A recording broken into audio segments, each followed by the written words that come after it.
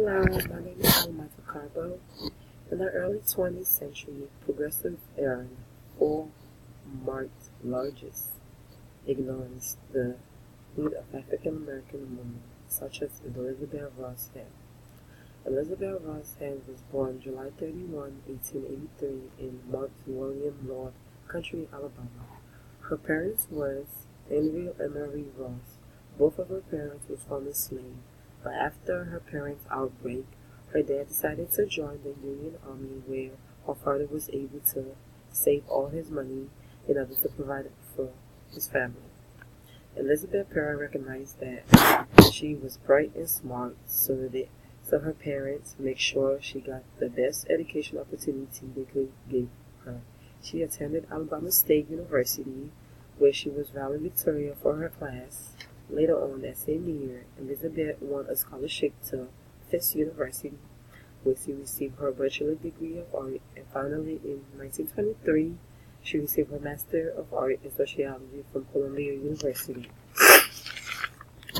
While pursuing her education, she also volunteered in social service and different organizations. While in the process of completing her education, she also taught schools in Alabama and Texas. Later on that same year, Elizabeth moved to New York City, where she served as the YWCA Students Secretary for working among Black women.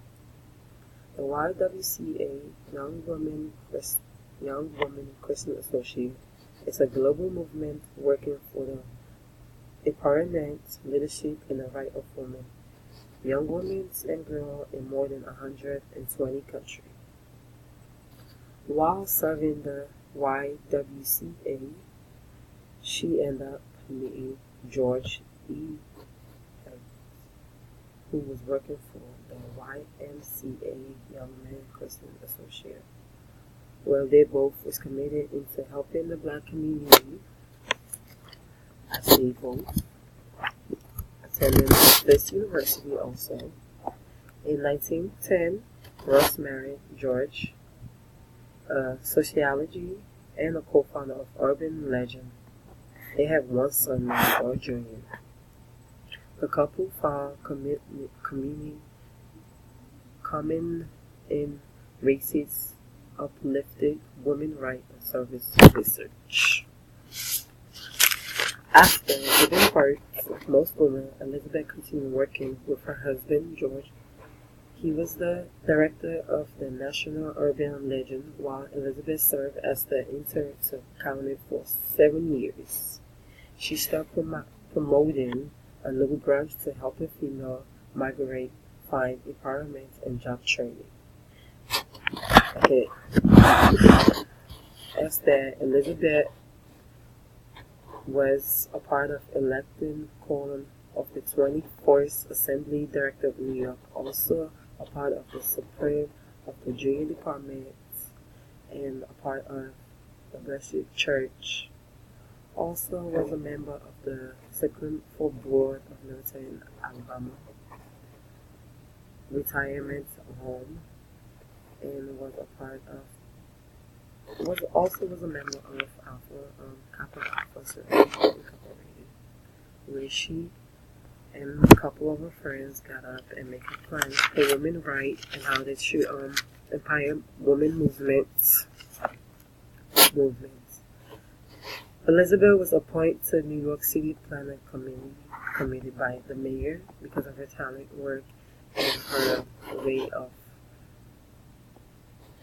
describing herself. She was served as the National Advisor Committee too on women participating in the 1939 Women's Fair in New York. While serving colony of 21 Assembly, her duty was covering employment assessments, elderly, children's, and more. Elizabeth was focusing on service for women and African American women. Elizabeth was trying to improve their social condition, approaching to a better race-related, accepted segregation social agenda.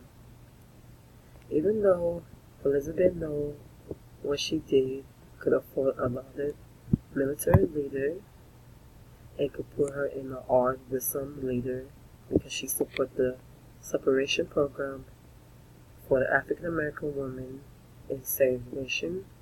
She ended up linking between the white and black women group. Basically, since she was with the black, she got the women all together. While supporting this movement, she increased the number of black in YWCS, and in 1922 she became the first black person on the Y National Board, position she held until 1934. Elizabeth was few of the women who was involved in the movement. That's why she was among the first black women leader in the National Association of Colored Women and founder of the Office of the National Legion of Republican Colored Women that was speaking out against the racist terrorism. Elizabeth was the New Deal Democrat for the women. She was acting in Alma political. Later on that same year, she became the CEO leader of Hammer 21st Assembly District in 1935. As a member, she of grade school, library service, nurses, and social worker staff. She was also a member of Color Device of the National Democrats. Speaking in the position, she was encouraging women not to accept any roles or party structure that do not benefit them. She was influenced to African American women. Elizabeth Rose Haynes was the first black woman to appoint to the state Democrat Committee on the Condition of Urban Color Population. She was a lawyer, used her intelligence and